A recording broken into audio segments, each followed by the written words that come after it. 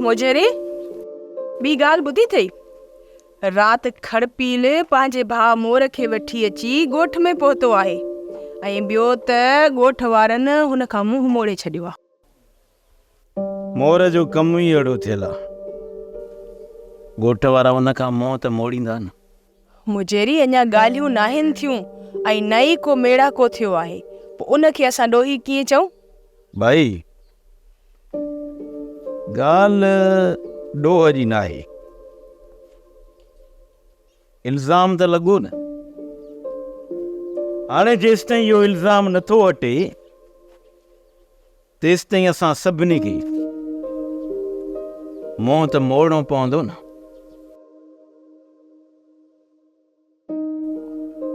पोइ इहे ॻाल्हियूं कॾहिं थींदियूं? ही ॻाल्हियुनि जो वक़्तु कोन्हे। पहिरियां त हिन बीमारीअ जे राकास मां जान छॾायूं। हूअं बि खड़पील वारा माफ़ीअ लाइ निकिता आहिनि।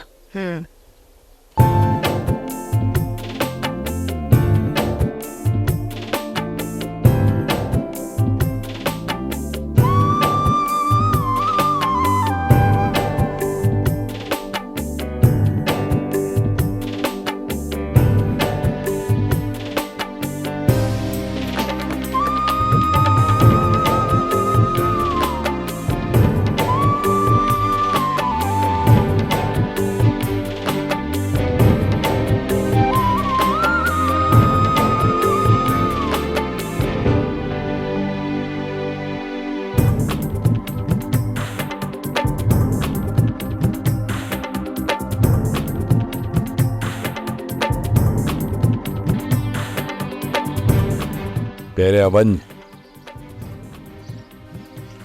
वञी पूरे वेड़े खां माफ़ी वठ। पंहिंजी न बेहयाई जी मुझेरी जे घर खां शुरू थी सभिनी जे घर वञ। जेकर उहे तोखे माफ़ था कनि त पोइ असां बि तोखे माफ़ कयो। वञ।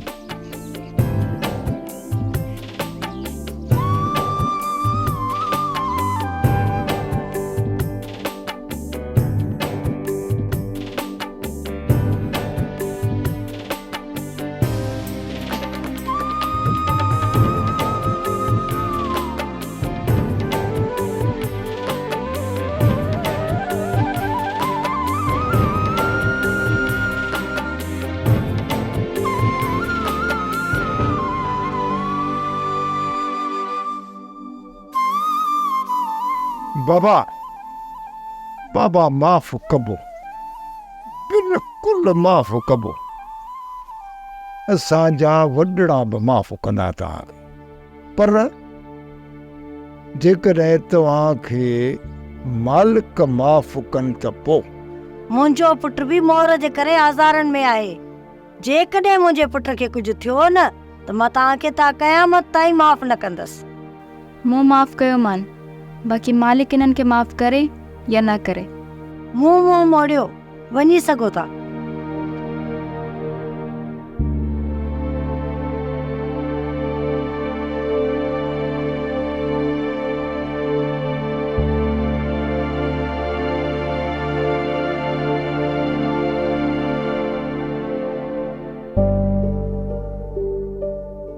मालिक ऐं बि ढकिया आहिनि, पोइ ढकणी छो न ढके?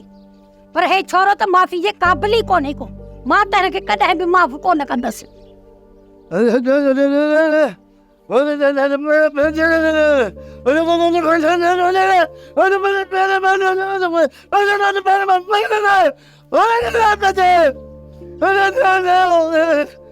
अम्मा बि माफ़ नथी करे, अदा बि माफ़ नथो करे, पोइ मां हिनखे कीअं माफ़ कंदसि? जेकॾहिं इज़त वारा आहियो त हितां हलिया वञो, तव्हांखे माफ़ी कॾहिं बि कान मिलंदी।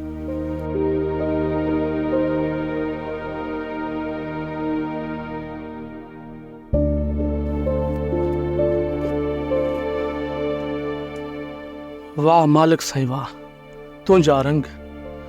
जिथे मेला हूंदा कचहरियूं हूंदियूं गुजारतियूं हूंदियूं, अॼु उते रुञी रुञी वाका पई करे। सही तो चवी टिबा, सोना ना सही सोचे। तरह तो अच्छा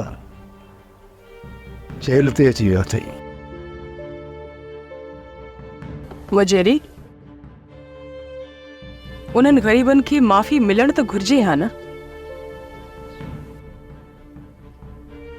भई इन ॻाल्हि जो मूंखे बि ॾुख थियो